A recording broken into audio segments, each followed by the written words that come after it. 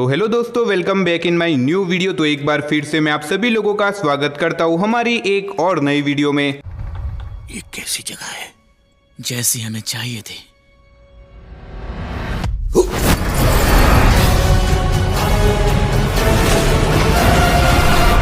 तो गाइज यार, आज के टाइम पे हॉलीवुड की मूवीज देखना तो हम में से हर किसी को पसंद है, लेकिन यार इतनी सारी मूवीज के बीच में एक अच्छी हॉलीवुड मूवी ढूंढ के लाना बहुत ज्यादा मुश्किल काम हो चुका है। तो बस मैं आपके इसी मुश्किल काम को आसान करने के लिए हॉलीवुड की कुछ न्यू मजेदार top 10 best action adventure movies के बारे में बताने वाला हूँ, जो कि आपको अभी के टाइम पे हिंदी लैंग्वेज में देखने को मिल जाएगी। लेकिन वीडियो शुरू करने से पहले अगर आपको भी मेरी तरह हॉलीवुड मूवीज देखना पसंद है तो मेक श्योर आप हमारी चैनल को सब्सक्राइब करके पास में जो बेल आइकन है उसे ऑन करके ऑल पे सेट जरूर करना, ताकि हमारी हर नई वीडियो का नोटिफिकेशन आप सभी लोगों के पास सबसे पहले पहुंच सके। ये कर क्या रहा है? ना जानो तो ही बेहतर है।